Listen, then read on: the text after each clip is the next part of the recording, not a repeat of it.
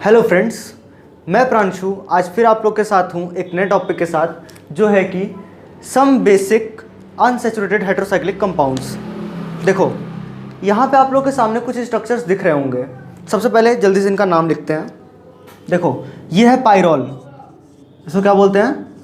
Pyrrole. इसका नाम बताओ। यह है फ्यूरान, इसका नाम थायोफीन। ये तो आप लोग जान रहे होंगे बेंजीन। ये बताओ, इसका नाम है पिरिडीन, इसका नाम पिप्रिडीन, इसका नाम बताओ क्यूनोलीन, इसका नाम इंडोल। अब इनमें से सभी हेटेरोसाइक्लिक कंपाउंड्स नहीं है। क्यों नहीं है? देखो हेटेरोसाइक्लिक का मतलब होता है कि एक क्लोज्ड रिंग जिसमें कि कोई एक हेटेरो एटम हो। हेटेरो एटम किसको बोलते हैं? Any atom, any element without carbon and hydrogen. मतलब जिस भी रिंग में कार्बन या हाइड्रोजन को छोड़ करके बाकी कोई और एलिमेंट प्रेजेंट हो उसको हम लोग बोल देंगे हेटेरो एटम। जैसे यहाँ पे देखो कार्बन और हाइड्रोजन को छोड़ के नाइट्रोजन है यहाँ पे, तो this is a hetero atom. Nitrogen is a hetero atom, oxygen is a hetero atom, sulphur is also a hetero atom. लेकिन बेंजीन रिंग में कार्बन और हाइड्रोजन के ही एटम्स मौजूद हैं, इसलिए इसको हम लोग हेटेरोसाइक्लिक कंपाउंड ना बोल करके इसको हम लोग बोल देंगे होमोसाइक्लिक कंपाउंड। क्या बोल देंगे? Homocyclic compound. लेकिन ये तीनों कैसे हैं? हेटेरोसाइक्लिक कंपाउंड है। ये भी कैसा है? हेटेरोसाइक्लिक कंपाउंड है। ये भी कैसा है? हेटेरोसाइक्लिक कंपाउंड है। ये भी कैसा है? हेटेरोसाइक्लिक कंपाउंड है। ये हेटेरोसाइक्लिक है क्या? हाँ, ये भी हेटेरोसाइक्लिक कंपाउंड है क्योंकि यहाँ पे एक हेटेरो एटम है और यहाँ पे ये साइक्लिक भी दिख रहा है हमको, रिंग में है। लेकिन इसमें दिक्कत ये है कि ये अनसैचुरेटेड नहीं है। तो यहाँ पे जो मैंने लिखा है अनसैचुरेटेड हेटेरोसाइक्लिक कंपाउंड, तो ये उसकी कैटेगरी में नहीं आएगा क्योंकि यहाँ पे अनसैचुरेशन नहीं है, डबल बॉन्ड यहाँ पे नहीं है। यहाँ पे सिर्फ और सिर्फ सिंगल बॉन्ड से ही रिंग बना हुआ है। तो इस वीडियो में मैं बेसिकली इन्हीं तीनों के बारे में बात करूंगा, पायरोल, फ्यूरान और थायोफीन। इनके यहाँ पे एरोमेटिक कैरेक्टर्स, एरोमेटिक बिहेवियर के बारे में बात करेंगे। इलेक्ट्रोफिलिक सब्स्टिट्यूशन देता है कि न्यूक्लियोफिलिक सब्स्टिट्यूशन देता है तो किस पोजीशन पे देता है। यहाँ पे देखो पोजीशन नंबर 1 ये है, पोजीशन नंबर 2 ये है, पोजीशन नंबर 3 ये है, पोजीशन 4 ये है, पोजीशन 5 ये है। किस पोजीशन पे देता है, ठीक है। अच्छा, तो इलेक्ट्रोफिलिक सब्स्टिट्यूशन का ऑर्डर क्या होगा इन तीनों में बात करेंगे रिलेटिवली। उसके बाद कुछ बेसिक कैरेक्टर्स देखेंगे इन सब के बारे में भी। आओ शुरू करते हैं।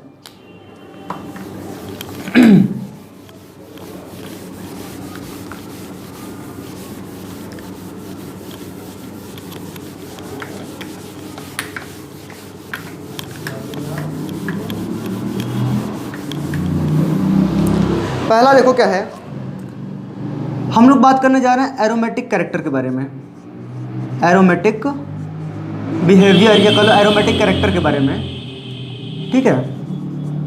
Aromatic behaviour in pyrrole, furan and thiophene. इन तीनों कंपाउंड्स के अंदर हम लोग एरोमेटिक बिहेवियर को देखेंगे। सबसे पहले बात करते हैं, चलो यहाँ पे मैं स्ट्रक्चर ड्रॉ कर दे रहा हूँ।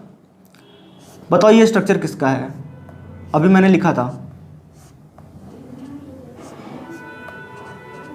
इसका नाम थायोफीन।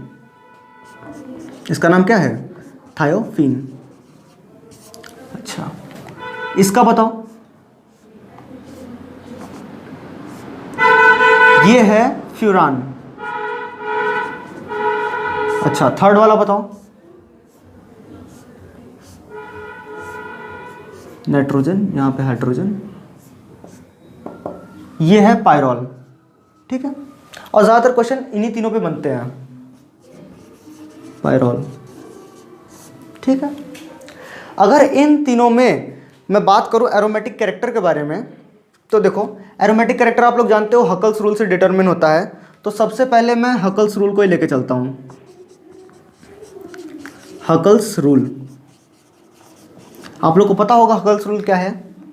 अगर कोई कंपाउंड 4n + 2 पाई इलेक्ट्रॉन्स को रखता है तो वो एरोमेटिक नेचर का होगा, ऐसा हकल्स रूल कहता है, ठीक है ना। 4n + 2 पाई इलेक्ट्रॉन्स, यहाँ पे n की वैल्यू 0 से लेके 1 2 3 4 ऐसे होती है। यहाँ पर थायोफिन में देखो 2 इलेक्ट्रॉन, ये जो इलेक्ट्रॉन्स आपको दिख रहे हैं यहाँ पर 2 इलेक्ट्रॉन 2 इलेक्ट्रॉन 2 इलेक्ट्रॉन जो कि लोन पेयर के फॉर्म में है।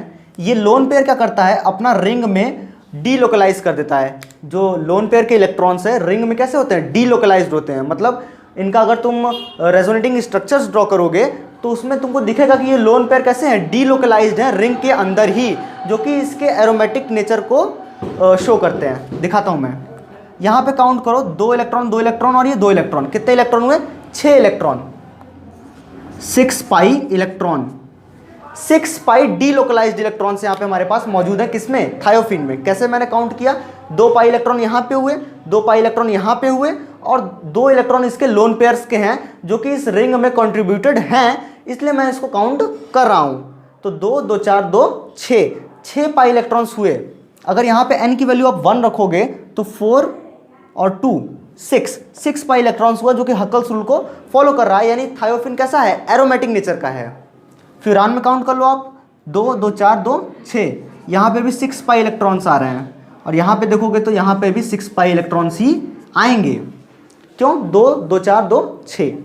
अब यहाँ पे तीनों में ही 6 पाई इलेक्ट्रॉन्स हैं, तीनों ही हकल रूल को फॉलो कर रहा है, यानी तीनों ही एरोमेटिक नेचर के हैं। All the 3 are aromatic in nature, all the 3 are aromatic in nature, तीनों के तीनों ही एरोमेटिक है नेचर में, एरोमेटिक इन नेचर। अब बात आती है कि तीनों में से ज़्यादा एरोमेटिक कौन है, कम एरोमेटिक कौन है, ठीक है, मतलब स्टेबल कौन ज़्यादा है, कम स्टेबल कौन है। तो उसके लिए हम लोग आगे देखेंगे। देखो अब बात करते हैं इलेक्ट्रोनेगेटिविटी के बेस पे, इलेक्ट्रोनेगेटिविटी के बेस पे। इलेक्ट्रोनेगेटिविटी की बात करें तो यहाँ पे आप लोग देखो सल्फर है, ऑक्सीजन है और नाइट्रोजन है, हेट्रोएटम। किसकी इलेक्ट्रोनेगेटिविटी सबसे ज़्यादा होती है, ऑक्सीजन की, फिर किसकी आती है, नाइट्रोजन की, फिर किसकी आती है, सल्फर की। सही है। अच्छा, अगर हम इस ट्रेंड को फॉलो करें तो देखो क्या होगा, ऑक्सीजन सल्फर और ऑक्सीजन नाइट्रोजन और सल्फर, ऑक्सीजन की इलेक्ट्रोनेगेटिविटी सबसे ज़्यादा है, तो ये क्या करेगा, सारे इलेक्ट्रॉन्स को अपनी तरफ पुश करेगा, अट्रैक्ट करेगा। तो यहाँ पे जो इलेक्ट्रॉन डेंसिटी है रिंग के अंदर, ध्यान से सुनो मैं क्या कर रहा हूँ, जो ऑक्सीजन है इलेक्ट्रोनेगेटिव एटम है, तो ये रिंग के इलेक्ट्रॉन्स को क्या करेगा, अपनी तरफ अट्रैक्ट करेगा, अपनी तरफ अट्रैक्ट करके नीचे की तरफ खींच लेगा। अब जब ये नीचे की तरफ खींच रहा है, अपने लोन पेयर्स को इनमें भेजने में रिलक्टेंस शो कर रहा है, रेजिस्ट कर रहा है, अपने लोन पेयर ऑफ इलेक्ट्रॉन्स को रिंग में नहीं भेजना चाह रहा है, तो क्या होगा, इसका एरोमेटिक कैरेक्टर कम होगा। और वहीं सल्फर जो कि कम इलेक्ट्रोनेगेटिव एटम है, तो ये क्या करेगा, अपना electron, loan pair of electron ring में अच्छे से भेज पाएगा। अब लोन पेयर ऑफ इलेक्ट्रॉन जब रिंग में डीलोकलाइज हो जाएंगे, अच्छे से जा पाएंगे, तो वो क्या करेंगे, रेजोनेटिंग स्ट्रक्चर्स ड्रॉ करेंगे और इसकी एरोमेटिक कैरेक्टर को बढ़ाएंगे। तो यानी जितना ही इलेक्ट्रोनेगेटिव एटम यहाँ पे आप लगाओगे, वो उसकी एरोमेटिक नेचर को उतना ही कम करता जाएगा। यानी सबसे ज़्यादा एरोमेटिक कौन हुआ, इलेक्ट्रोनेगेटिविटी के बेस पर थायोफिन हुआ। क्यों, क्योंकि ये अपना electrons, loan pair of electron ring में आसानी से डीलोकलाइज कर पा रहा है, तो थायोफिन।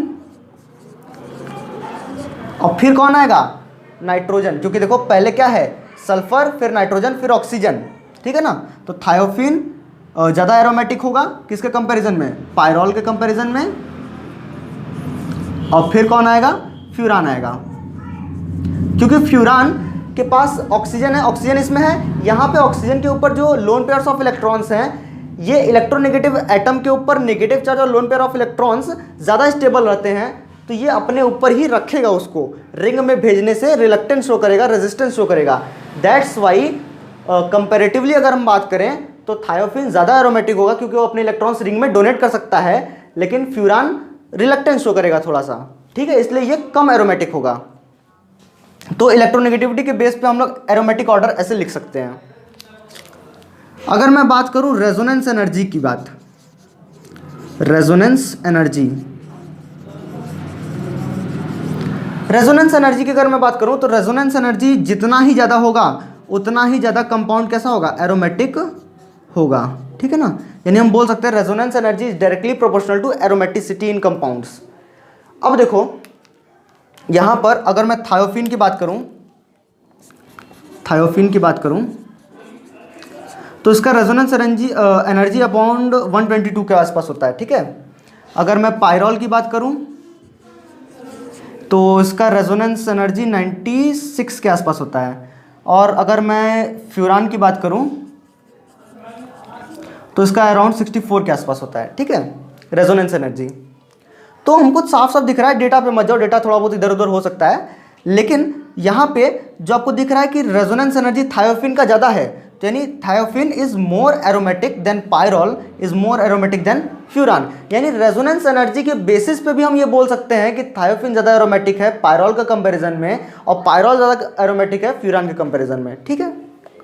अब अगर मैं एक और बात कर लूँ यहीं पर कि एनएमआर स्टडीज़ क्या बोलती हैं। एनएमआर स्टडीज़ के अगर बेस पे मैं बोलने जाऊँ तो एनएमआर स्टडीज़ भी सेम टू सेम यही बोलती है जो हम ऊपर के अभी देखते चले आ रहे हैं, मतलब कि thiophene is more aromatic than pyrrole is more aromatic than furan, ठीक है। तो मैंने आपको यहाँ पे 3-3, 4-4 प्रूफ्स दे दिए हैं कि एरोमेटिक ट्रेंड आप कैसे बता सकते हैं। अगर आपको बताना है इलेक्ट्रोनेगेटिविटी ट्रेंड के हिसाब से तो आप ऐसे बता सकते हो, रेजोनेंस एनर्जी के बेस पे आपको बताना है तो आप ऐसे बता सकते हो, और एनएमआर स्टडीज तो हम बोल ही रही हैं ऐसे, ठीक है। तो ये था aromatic behaviour in pyrrole, furan and thiophene. अच्छा, कई बार एग्जाम्स में इनके रेजोनेटिंग स्ट्रक्चर्स भी ड्रॉ करने के लिए दे दिए जाते हैं, तो वो कैसे करेंगे। तो देखो रेजोनेटिंग स्ट्रक्चर्स में इनका ड्रॉ करके दिखा देता हूँ। देखो अगर हम बात करें, चलो पायरॉल को ले लेते हैं क्योंकि ये बहुत ही जाना माना कंपाउंड है, ठीक है। मान लो ये हमारे पास पायरॉल हुआ, ठीक है, कुछ इस प्रकार का पायरॉल है, NH, ये लोन पेयर्स, ये रहा, ठीक है। अगर मैं इनका रेजोनेटिंग स्ट्रक्चर्स ड्रॉ करूं तो कैसे होगा। तो सबसे पहले ये जो लोन पेयर है ये अपना ऐसे गिराएगा यहाँ पर, ठीक है, और ये वाला बॉन्ड ऐसे टूटेगा जिससे कि प्लस माइनस मतलब अपोजिट चार्ज जनरेट होंगे। देखो यहाँ पर ये नाइट्रोजन, ये रहा हाइड्रोजन, और ये इसने अपने बॉन्ड यहाँ पे गिरा, लोन पेयर यहाँ पे गिराया हुआ है, तो यहाँ पे क्या हो जाएगा, बॉन्ड बन जाएगा, और ये बॉन्ड ब्रेक होकर के यहाँ पे क्या आएगा, नेगेटिव चार्ज आएगा। तो मैं इसको ये ब्लू पेन से दिखाता हूँ या रेड पेन से दिखा देता हूँ। लोन पेयर इसने यहाँ पे गिरा है तो उसके ऊपर क्या है, पॉजिटिव चार्ज, और इसने दोनों इलेक्ट्रॉन लिए तो यहाँ पे क्या है, नेगेटिव चार्ज, सही है। अब देखो नेक्स्ट स्ट्रक्चर कैसा बनेगा इसका। इसने अपने जो नेगेटिव चार्ज था यहाँ पे ऐसे गिराया, ठीक है, तो यहाँ पे बॉन्ड का क्रिएशन हो जाएगा और उसी समय पे ये बॉन्ड ऐसे टूट जाएगा, ठीक है। तो देखो आगे का स्ट्रक्चर कैसा बनेगा। अगर आप एक स्ट्रक्चर बना ले जाओगे रेजोनेंस स्ट्रक्चर तो आपके लिए दूसरे के लिए आसानी हो जाएगा, ठीक है। तो देखो नेक्स्ट कैसा बन जाएगा। इसने अपने इलेक्ट्रॉन्स यहाँ पे गिराए हुए हैं तो ये से बॉन्ड बन जाएगा और यहाँ पे क्या आएगा, नेगेटिव चार्ज आएगा। थोड़ा मैं इसको ब्लैक कर देता हूँ, ठीक है। ये इलेक्ट्रॉन से घूम के आ गया यहाँ पे, तो यहाँ पे नेगेटिव चार्ज, और ये पॉजिटिव तो वैसे का वैसे ही पड़ा रहेगा, ठीक है। ये नेगेटिव चार्ज अब यहाँ पे जाएगा, बॉन्ड बनाएगा, ठीक है, और उसी टाइम पे ये वाला बॉन्ड ऐसे ब्रेक हो जाएगा। तो देखो क्या बनेगा नेक्स्ट कंपाउंड, मतलब नेक्स्ट रेजोनेटिंग स्ट्रक्चर, नाइट्रोजन, ये रहा हाइड्रोजन। ये दोनों इलेक्ट्रॉन्स यहाँ पे आए, मतलब यहाँ पे बॉन्ड का फॉर्मेशन हुआ, और ये बॉन्ड ऐसे टूटा तो यहाँ पे नेगेटिव चार्ज का जनरेशन हुआ, सही है। कितने हुए, 1 2 3 4, आखिरी एक और है रेजोनेटिंग स्ट्रक्चर इसका। उस समय क्या होगा, ये नेगेटिव चार्ज अपने इलेक्ट्रॉन्स को यहाँ पे गिराएगा और ये वाला बॉन्ड ऐसे ब्रेक होगा, ठीक है। तो उस समय कैसा स्ट्रक्चर बनेगा, देखो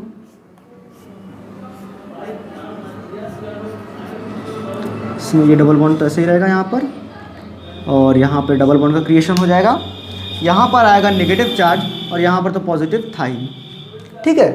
तो कुल मिला के हमारे 5 रेजोनेटिंग स्ट्रक्चर्स आए, किसके, पायरॉल के। ये पांचों रेजोनेटिंग स्ट्रक्चर्स किसके हैं, पायरॉल के हैं, पायरॉल, ठीक है ना। इसी तरीके से तुम थायोफिन का भी बना सकते हो और फ्यूरान का भी बना सकते हो। बना के दिखाएं क्या काको? चलो अच्छा थायोफिन का भी बना लेते हैं। थायोफिन का बना लूँगा, और अगर आप लोग को बनाना होगा तो फ्यूरान का कमेंट में या फिर प्रिंट कर देना। देखना थायोफिन का अगर हमको बनाना है तो थायोफिन इस प्रकार से हमारे पास सल्फर, ठीक है। अगर इसका रेजोनेटिंग स्ट्रक्चर्स आप लोग को ड्रॉ करना है तब कैसे करोगे? सेम वही जैसे आप लोगों ने पायरॉल का किया वैसे ही, दोनों इलेक्ट्रॉन्स ऐसे गिराओगे, लोन पेयर ऑफ इलेक्ट्रॉन्स, और ये वाला बॉन्ड ऐसे ब्रेक हो जाएगा, ठीक है। थोड़ा जल्दी जल्दी करते हैं अब देखो क्या होगा, ये रहा सल्फर। अब क्योंकि इलेक्ट्रॉन्स ने ऐसे गिरा दिए हैं तो उसके ऊपर क्या आएगा, पॉजिटिव चार्ज आएगा, और यहाँ पे ये वाला बॉन्ड ब्रेक होकर गया है तो यहाँ पे नेगेटिव चार्ज आएगा, और ये वाला बॉन्ड तो वैसे ही रहेगा, ठीक है। अब नेक्स्ट रेजोनेटिंग स्ट्रक्चर क्या हो जाएगा फिर, देखो ये वाला इलेक्ट्रॉन्स अब बॉन्ड का फॉर्मेशन करेंगे, और ये वाला जो बॉन्ड इलेक्ट्रॉन्स का फॉर्मेशन करेगा, मतलब नेगेटिव चार्ज का फॉर्मेशन करेगा, ठीक है। तो एस के ऊपर तो पॉजिटिव वैसे का वैसे बना रहेगा, और यहाँ पे क्या आएगा, नेगेटिव चार्ज जनरेट हो जाएगा, और बॉन्ड का फॉर्मेशन देखो यहाँ पे होगा, सही है। अब देखो नेक्स्ट स्टेप, नेगेटिव चार्ज अब फिर से बॉन्ड का फॉर्मेशन करने जा रहा है यहाँ पर, ठीक है। और देखो यहाँ पे एक चीज़ भूल गया था मैं, लोन पेयर ऑफ इलेक्ट्रॉन्स यहाँ पे गिरे तो यहाँ पे बॉन्ड का भी तो फॉर्मेशन होगा, ठीक है, यहाँ पर ऐसे। अब जब ये नेगेटिव चार्ज यहाँ पे बॉन्ड का फॉर्मेशन किया तो ये बॉन्ड नेगेटिव चार्ज का फॉर्मेशन करेगा, मतलब कुछ इस प्रकार से, सल्फर डबल बॉन्ड ये रहा, डबल बॉन्ड यहाँ पे आएगा, सल्फर के ऊपर पॉजिटिव और यहाँ के ऊपर नेगेटिव आएगा, ठीक है। अब नेक्स्ट रेजोनेटिंग स्ट्रक्चर जो कि लास्ट भी है हमारा, ये रहा सल्फर, ये रहा डबल बॉन्ड। अच्छा अभी नहीं बनाएंगे, क्यों नहीं बनाएंगे, क्योंकि यहाँ पे देखो नेगेटिव चार्ज यहाँ पर आएगा तो ये वाला बॉन्ड ऐसे का नेगेटिव चार्ज का फॉर्मेशन करेगा, यानी ये रहा पॉजिटिव चार्ज हमारे पास, और नेगेटिव चार्ज कहाँ पे आएगा, यहाँ पर आएगा, ठीक है। बॉन्ड का फॉर्मेशन यहाँ पर हुआ है। तो सेम जैसे हमने पायरॉल में बनाया था वैसे ही हमने थायोफिन में भी पांचों रेजोनेटिंग स्ट्रक्चर्स ड्रॉ कर दिए हैं, ठीक है। किसके हैं, थायोफिन के हैं। ऐसे ही आप लोग फ्यूरान का भी बना सकते हो। तो रेजोनेटिंग स्ट्रक्चर्स ड्रॉ करना कोई बहुत बड़ी बात नहीं है, आराम से हो जाएगा, आप लोग एग्जाम में इसको कर सकते हो। एरोमेटिक कैरेक्टर हो गया और रेजोनेटिंग स्ट्रक्चर्स भी हो गए। तो अब बारी आती है इलेक्ट्रोफिलिक सब्स्टिट्यूशन की। इलेक्ट्रोफिलिक सब्स्टिट्यूशन होगा कहाँ होगा, ठीक है, तो उस पर भी थोड़ा डिस्कशन कर लेते हैं।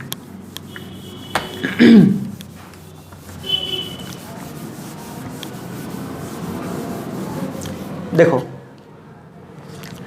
पायरॉल लेते हैं, ठीक है, ये हमारे पास क्या है, पायरॉल है,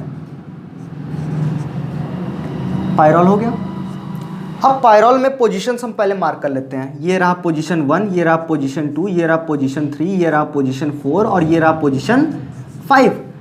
तो पायरॉल में ये दोनों इलेक्ट्रॉन्स रिंग में ही क्या है, पार्टिसिपेटेड हैं, उनकी एरोमेटिसिटी के रीजन बन रहे हैं, ठीक है। तो ये दोनों इलेक्ट्रॉन्स तो किसी के ऊपर न्यूक्लियोफाइल के ऊपर अटैक नहीं करेंगे, ठीक है, और रिंग के इलेक्ट्रॉन्स भी किसी के ऊपर किसी न्यूक्लियोफाइल के ऊपर अटैक नहीं कर सकते, क्योंकि ये खुद इलेक्ट्रॉन रिच है, तो किसी को इलेक्ट्रॉन डोनेट कर सकता है, और न्यूक्लियोफाइल के पास खुद इलेक्ट्रॉन है तो उसको इलेक्ट्रॉन की जरूरत नहीं है। दैट्स वाई ये न्यूक्लियोफिलिक सब्स्टिट्यूशन नहीं देगा, लेकिन हाँ इलेक्ट्रोफिलिक सब्स्टिट्यूशन दे सकता है। मान लो कोई यहाँ पे इलेक्ट्रोफाइल आया जिसको इलेक्ट्रॉन की ज़रूरत है, तो ये इलेक्ट्रॉन रिच यानी electron rich cyclic compound, heterocyclic compound यानी पायरॉल, इसके ऊपर अटैक कर सकता है। कहाँ से कर सकता है, इसमें मेनली एक क्वेश्चन आता है कि पोजीशन 2 और पोजीशन 3 के बीच में कंपेयर करने के लिए, कि पोजीशन 2 पर अटैक करेगा इलेक्ट्रोफाइल कि पोजीशन 3 पर अटैक करेगा, क्योंकि पोजीशन 2 और पोजीशन 5 सिमिलर हैं और पोजीशन 3 और पोजीशन 4 भी सिमिलर हैं, ठीक है। मैं दोनों करके दिखा देता हूं। अगर मान लो पहले पोजीशन 2 की बात कर लेते हैं, ये क्या था, पायरॉल था, कोई इलेक्ट्रोफाइल आया यहां पर, ये रहा इलेक्ट्रोफाइल, और ये बॉन्ड ऐसे टूटा इलेक्ट्रोफाइल के ऊपर, इसने ऐसे इलेक्ट्रॉन किया, पाई इलेक्ट्रॉन्स ने इलेक्ट्रोफाइल को ऐसे कैप्चर किया, तो देखो क्या बनेगा, ये नाइट्रोजन, ये रहा hydrogen, lone pair,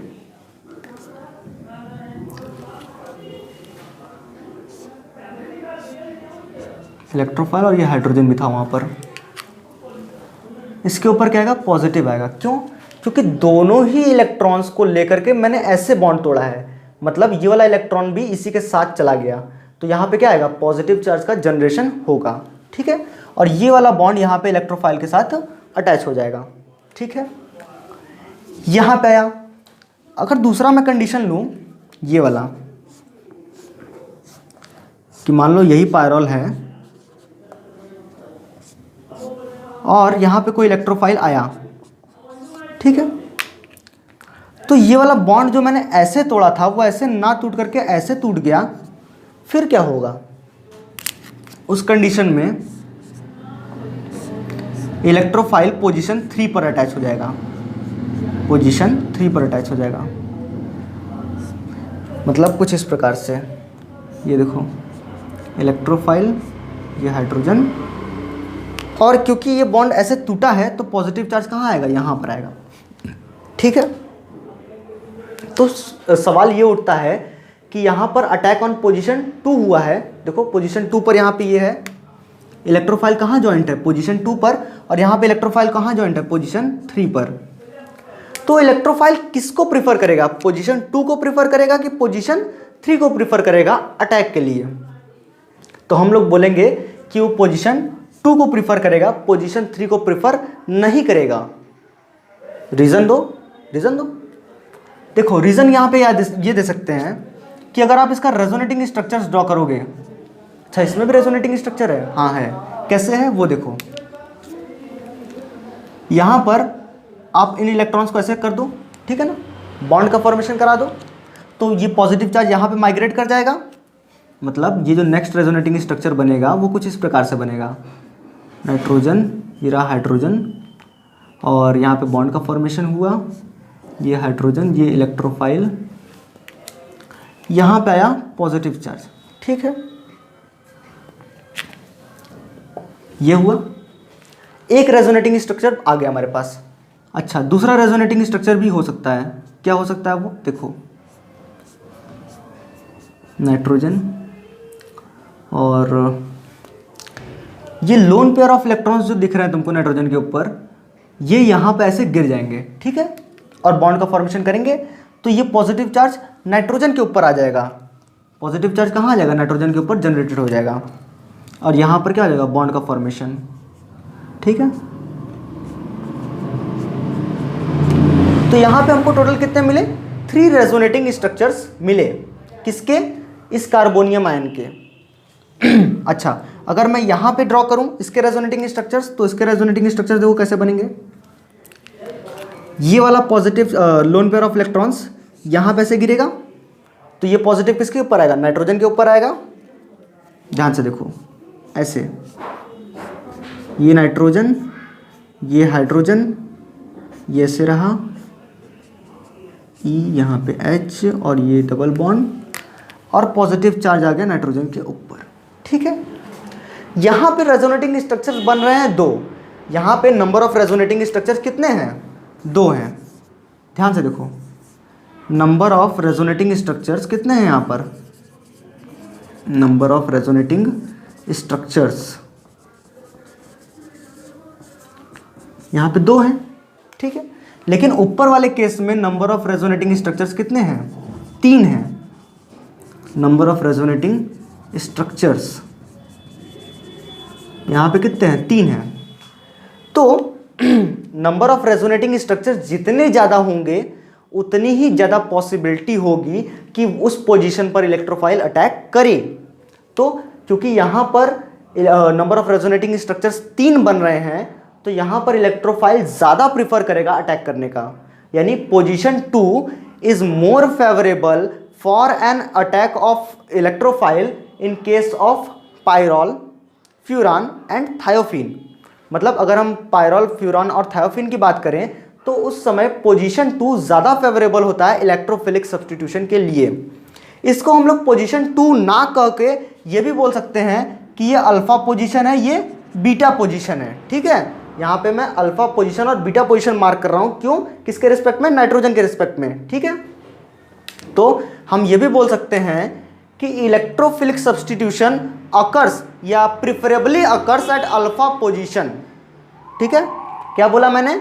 electrophilic substitution preferably occurs at alpha position, not at beta position in case of pyrrole, furan and thiophene.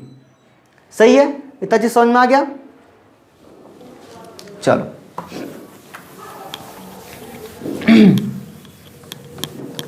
ये तो बात हुआ किस पोजीशन पे अटैक करेगा इलेक्ट्रोफाइल। ठीक है, अब बात करते हैं इलेक्ट्रोफिलिक ऑर्डर की, इलेक्ट्रोफिलिक ऑर्डर की, इलेक्ट्रोफिलिक सब्स्टिट्यूशन ऑर्डर की। देखो अभी मैंने बताया कि ये पायरॉल है,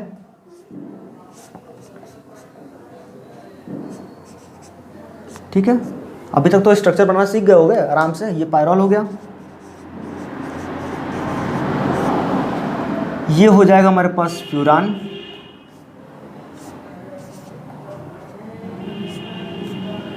और ये हो जाएगा थायोफीन।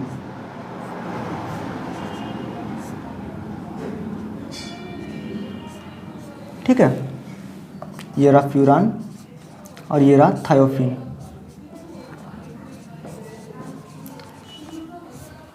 तीन स्ट्रक्चर्स हुए।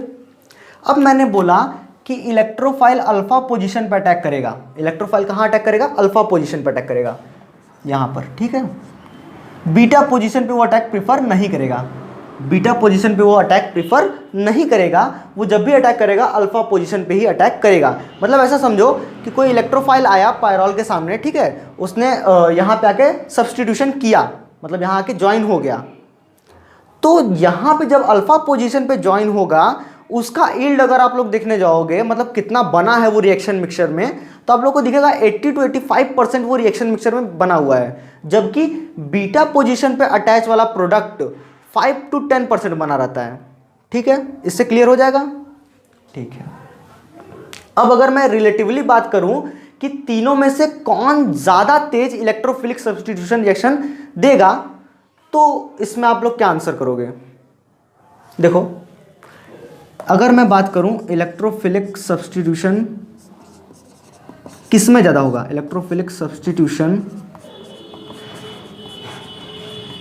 ऑर्डर की अगर मैं बात करूं, ठीक है ना, रिलेटिवली बात करूं इन तीनों के बीच में, तो यहाँ पे पायरॉल के केस में हमको ज़्यादा देखने को मिलता है। मतलब इलेक्ट्रोफाइल पायरॉल को आसानी से अटैक कर सकता है इस अल्फा पोजीशन पर। ठीक है, फिर हमारे पास क्या आएगा?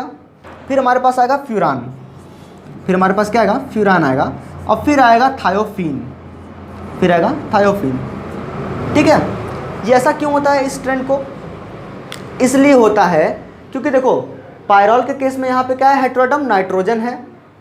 नाइट्रोजन क्या करता है? ऑक्सीजन के कंपैरिजन में ये लेस इलेक्ट्रोनेगेटिव है, ऑक्सीजन के कंपैरिजन में ये लेस इलेक्ट्रोनेगेटिव है। ये अपना इलेक्ट्रॉन्स रिंग में डोनेट कर सकता है आराम से। तो यहाँ पे इलेक्ट्रॉन रिच सेंटर ज़्यादा बना, ठीक है, तो ये आराम से इलेक्ट्रोफाइल के ऊपर अटैक कर सकता है। लेकिन ऑक्सीजन के केस में ये ज़्यादा इलेक्ट्रोनेगेटिव एटम है, इलेक्ट्रॉन्स को क्या करेगा? अपने ऊपर ही रखेगा। तो ये पोजीशन इलेक्ट्रोफाइल के ऊपर अटैक करने में रिलक्टेंस शो करेगा। यहाँ तक सही है? तो पायरॉल ज़्यादा इलेक्ट्रोफिलिक सब्स्टिट्यूशन को फेवर करेगा इन कंपैरिजन टू फ्यूरान। लेकिन थायोफीन में क्या है? थायोफीन तो और अच्छी तरीके से इसको इलेक्ट्रॉन रिच बना रहा है रिंग को, तो उसको तो और तेज़ी से इलेक्ट्रोफाइल को कैप्चर करना चाहिए। लेकिन ऐसा नहीं होता है। क्यों नहीं होता है? उसका रीज़न देखो, सल्फर में जो होता है 3p 2p ओवरलैपिंग होता है। मतलब समझे कि जो सल्फर का यहाँ पे बॉन्ड तुम देख रहे हो सल्फर और कार्बन के बीच में, उसमें ओवरलैपिंग हुआ है सल्फर का 3p ऑर्बिटल, और यहाँ पे जो कार्बन एटम है उसका 2p ऑर्बिटल, जो कि अच्छा ओवरलैपिंग नहीं माना जाता है। मतलब ठीक ठाक ओवरलैपिंग है, उतना अच्छा नहीं है। यहाँ पे ऑक्सीजन का 2p ऑर्बिटल यहाँ के कार्बन के 2p ऑर्बिटल से ओवरलैप है, जो कि अच्छा बॉन्ड बना रहा है। यहाँ पे नाइट्रोजन का 2p ऑर्बिटल इसके 2p ऑर्बिटल से ओवरलैप्ड है, जो कि बहुत अच्छी बात है। लेकिन यहाँ पर 3p ऑर्बिटल ओवरलैप कर रहा है, दैट्स वाई यहाँ पे ये लास्ट पोजीशन पे रखा गया है थायोफीन को। मतलब इलेक्ट्रोफिलिक सब्स्टिट्यूशन रिएक्शन ये उतना अच्छे से नहीं देगा जितना अच्छे से फ्यूरान और पायरॉल देगा। पायरॉल तो बहुत अच्छे से देगा, तो यहाँ पे मैं डबल भी एरो बना दूँ तो कोई दिक्कत नहीं होगा। आया बात समझ में? तो मैंने अभी तक बात किया है, देखो एरोमेटिक बिहेवियर की। एरोमेटिक बिहेवियर एग्जाम में पूछता है इन तीनों का, पायरॉल, फ्यूरान और थायोफिन का, ठीक है। एरोमेटिक बिहेवियर के बाद रेजोनेटिक स्ट्रक्चर्स पूछता है, वो भी मैंने बता दिया। फिर तीसरा क्वेश्चन बनता है किस पोजीशन पे इलेक्ट्रोफाइल अटैक करेगा, तो मैंने बताया कि अल्फा पोजीशन पे या पोजीशन 2 पे अटैक करेगा, ठीक है। ये तीसरा टाइप का क्वेश्चन भी खत्म हो गया। चौथे टाइप का क्वेश्चन ये बनाता है कि इनमें इलेक्ट्रोफिलिक सब्स्टिट्यूशन का ऑर्डर क्या होगा और रीजन देना रहता है, तो मैंने ऑर्डर भी बता दिया और रीजन भी क्लियर कर दिया है आप लोग को। तो 4 टाइप के क्वेश्चन तो आपको यहाँ पे इन तीनों के कंपाउंड के ऊपर आराम से बन जाएंगे। अब इन तीनों कंपाउंड को छोड़ करके एक साल ऐसा भी क्वेश्चन पूछ लिया गया था, देखो मैं बता रहा हूँ यहाँ पर, ये क्वेश्चन भी देख लो, क्या पता ऐसा ही क्वेश्चन आप लोग को दे दिया जाए।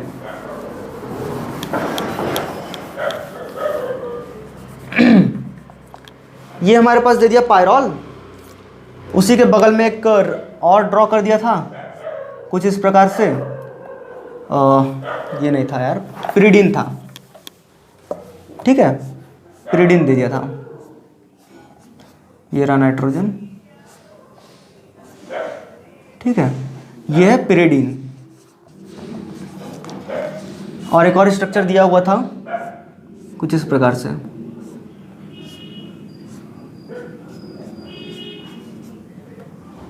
इसका नाम क्या है, पिपरिडीन। पिपरिडीन पूछ लिया था तीनों में से ज्यादा बेसिक कौन है, या कह लो बेसिसिटी ऑर्डर लिख दो डायरेक्ट। क्या कहा था, बेसिसिटी ऑर्डर बता दो। बेसिसिटी ऑर्डर अगर हमको लिखना है तो कैसे लिखेंगे, इन तीनों में से सबसे ज़्यादा बेसिक कौन होगा ये आपको डिटरमिन करना है। बेसिक कैरेक्टर का मतलब क्या होता है, कोई भी कंपाउंड कितना बेसिक है उसको हम लोग ऐसे डिटरमाइन कर सकते हैं कि वो H+ को कितनी आसानी से ले सकता है, ठीक है।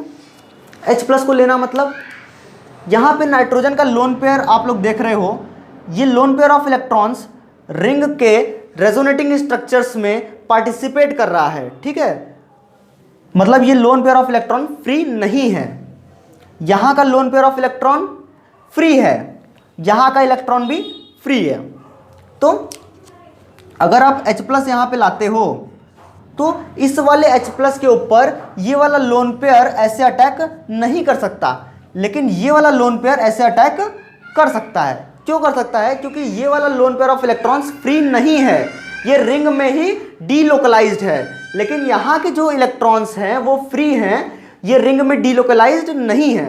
तो दैट्स वाई ये H+ के ऊपर अटैक कर सकता है, और हम लोग बोलते हैं pyridine acts as a weak base, ठीक है, क्योंकि ये weak base lone pair of electrons इसके ऊपर H+ को डोनेट कर सकता है और वीक बेस का काम करता है। लेकिन पायरॉल ऐसा नहीं करता है, क्योंकि उसके इलेक्ट्रॉन्स यहाँ पे क्या है, डीलोकलाइज्ड है रिंग के अंदर ही। पिपरिडीन की बात करें तो यहाँ पे कोई भी कॉन्जुगेशन नहीं है, कोई भी एरोमेटिसिटी यहाँ पे नहीं है, और ऊपर से जो लोन पेयर ऑफ इलेक्ट्रॉन्स हैं ये sp3 ऑर्बिटल में है। किस ऑर्बिटल में, sp3 ऑर्बिटल में है। ये वाला loan pair of electron sp2 orbital में है, ये वाला लोन पेयर ऑफ इलेक्ट्रॉन किस ऑर्बिटल में है, sp2 ऑर्बिटल में है। ध्यान से देखो, ये भी sp2 ऑर्बिटल में, ये भी sp2 ऑर्बिटल में है, लेकिन ये किस ऑर्बिटल में है, sp3 ऑर्बिटल में है। sp2 ऑर्बिटल जो होता है वो न्यूक्लियस के ज़्यादा पास होता है, मतलब उस ऑर्बिटल में जो इलेक्ट्रॉन्स होंगे वो न्यूक्लियस के क्या होंगे, ज़्यादा पास होंगे।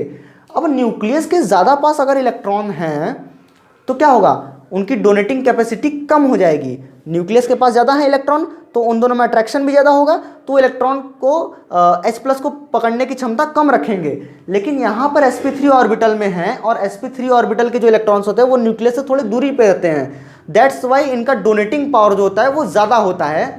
तो ये अच्छा खासा बेस का काम करेगा। Piperidine acts as a good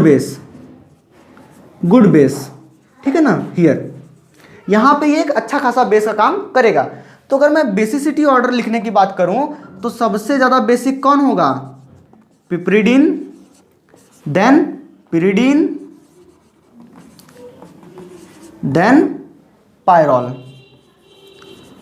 और जबकि इस क्वेश्चन में पायरॉल को रखने का कोई मतलब ही नहीं निकलता था। क्यों नहीं निकलता था, क्योंकि पायरॉल बेसिक है ही नहीं, वो उल्टा एसिडिक नेचर का होता है। एसिडिक नेचर का होता है, बहुत ज़्यादा एसिडिक नहीं, थोड़ा थोड़ा एसिडिक। थोड़ा थोड़ा एसिडिक का मतलब ये देखो यहाँ पे जो पायरॉल है हमारे पास, इसके पास एक एसिडिक हाइड्रोजन है। कैसा है? एसिडिक हाइड्रोजन है। और इस एसिडिक हाइड्रोजन का होने का मतलब ये है कि यहाँ पर ये H+ के फॉर्म में निकल सकता है। ये दोनों इलेक्ट्रॉन्स नाइट्रोजन ने अपने ऊपर ले लिए, तो स्ट्रक्चर देखो कुछ ऐसा बन जाता है, ये ऐसा नाइट्रोजन और इसके ऊपर क्या है? Negative charge. ठीक है, और ये H+ के फॉर्म में निकल गया क्योंकि पायरॉल ने H+ को रिमूव किया। और जो स्पीसी H+ को रिमूव करती है उसको क्या बोलते हैं हम लोग? एसिड बोलते हैं। तो यहाँ पे पायरॉल थोड़ा बहुत एसिडिक बिहेवियर भी शो करता है। और जो कि यहाँ पे स्ट्रक्चर हमारा बना है वो यहाँ पे रिंग में क्या हो जाएगा? डीलोकलाइज हो जाएगा आराम से। क्या हो जाएगा? डीलोकलाइज हो जाएगा आराम से। तो यहाँ पे कोई टेंशन नहीं है, आराम से आप लोग बोल सकते हो कि बेसिसिटी ऑर्डर ये है, पिपरिडीन, फिर पिरिडीन और फिर पायरॉल। आया बात समझ में? तो इस टाइप के क्वेश्चंस भी बन सकते हैं यहाँ पे हेटेरोसाइक्लिक कंपाउंड्स के अंदर। हालांकि इसके बाद आएगा पिरिडीन, पिरिडीन के ऊपर ढेर सारे टॉपिक्स और बनते हैं, तो मैं नेक्स्ट वीडियो में कवर अप कर दूंगा। आज के लिए देखो इतना है।